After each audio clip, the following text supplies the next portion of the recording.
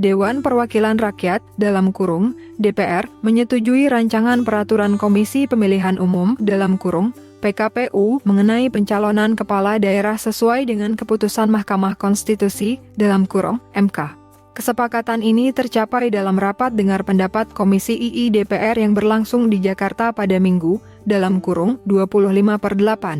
Komisi II DPR RI bersama dengan Menteri Hukum dan HAM, Kementerian Dalam Negeri, Komisi Pemilihan Umum, Badan Pengawas Pemilu, dan Dewan Kehormatan Penyelenggara Pemilu menyepakati rancangan PKPU atau RPKPU yang merupakan perubahan atas Peraturan KPU Nomor 8 Tahun 2024 tentang pencalonan gubernur dan wakil gubernur, bupati dan wakil bupati, serta wali kota dan wakil wali kota. Jelas Doli. Apakah ini dapat kita setujui? Tanyanya. Setuju. Jawab peserta rapat serempak. Alhamdulillahirrabbilalamin, tambah Doli.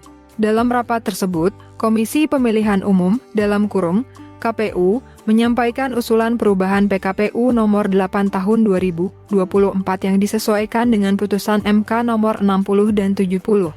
Kedua putusan MK tersebut menekankan penyesuaian syarat pencalonan bagi partai politik berdasarkan jumlah penduduk serta batasan usia saat penetapan pasangan calon. Pasal 11 ayat 1 dalam usulan perubahan ini telah sesuai dengan keputusan Mahkamah Konstitusi. Apakah saya perlu membacakan kembali atau tidak? Tanya Ketua KPU Mochammad Afifuddin dalam rapat yang sama. Afifuddin kemudian membacakan poin utama dari perubahan PKPU, yaitu pasal 11 ayat (1) yang sesuai dengan draft yang sebelumnya bocor. Partai politik peserta pemilu atau gabungan partai politik peserta pemilu dapat mengajukan pasangan calon apabila telah memenuhi persyaratan akumulasi perolehan suara sah dalam pemilu anggota DPRD di daerah yang bersangkutan dengan ketentuan sebagai berikut. 1.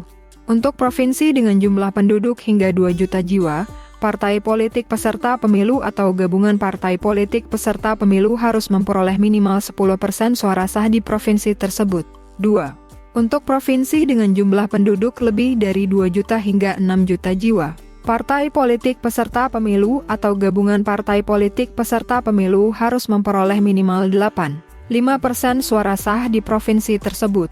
3. Untuk provinsi dengan jumlah penduduk lebih dari 6 juta hingga 12 juta jiwa, partai politik peserta pemilu atau gabungan partai politik peserta pemilu harus memperoleh minimal 7,5% suara sah di provinsi tersebut.